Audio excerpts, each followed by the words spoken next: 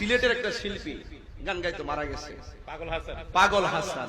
সে একটা গান গাইছে, এটা আমি কয়েকবার শুনছি, আমার ভালো লাগছে। আন্দারপুরের মানুষ আমি, আন্দারপুরের মানুষ আমি, আন্ধার ঘরের বাসিন্দা।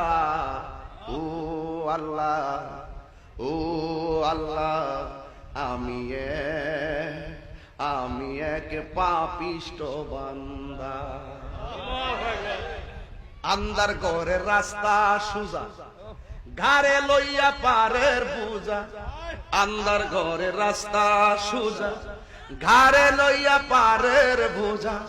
আল্লাহ রাসূল মুর্শিদ বুঝা, আল্লাহ রাসূল মুর্শিদ বুঝা, পাগল মনের দান্দা গো। আমি কি মনে করি এটা অর্থটা কত, কি মনে করেন? না যাদের তো নিরীহ যথেষ্ট, কথা কোন ঠিক কিনা?